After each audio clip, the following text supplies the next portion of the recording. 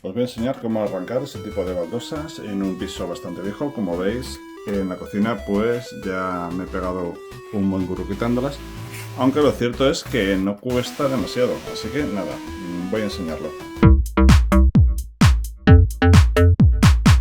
Lo ideal sería encontrar una baldosa rota. Si tenéis una rota, pues simplemente podéis ya empezar a tirar de ella y sacar el resto. Si no, cogéis una como esta, rascáis un poquito en el borde y con un destornillador mismo intentáis girar, hacer agujeros. Si tenéis un pico y le dais un golpe, pues mucho mejor.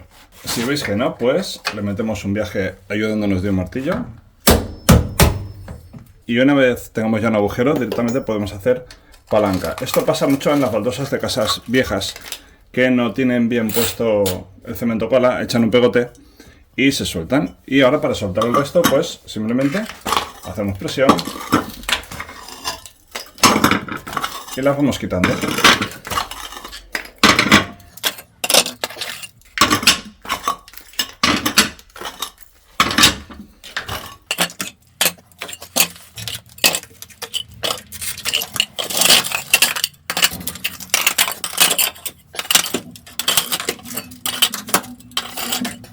Y por último ya únicamente sería quitar estos pegotes que están anclados. En mi caso, como esta pared se va a ir fuera, no lo voy a hacer. Pero si quisieras cambiar estos ladrillos viejos por unos nuevos, pues tendrías que dejar toda la pared bien limpia y que se viera el ladrillo.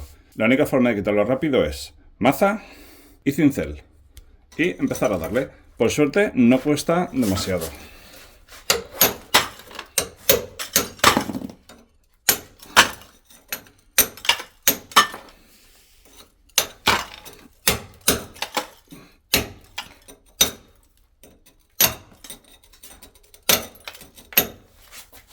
Y como veis, ahora mismo ya he quitado esto.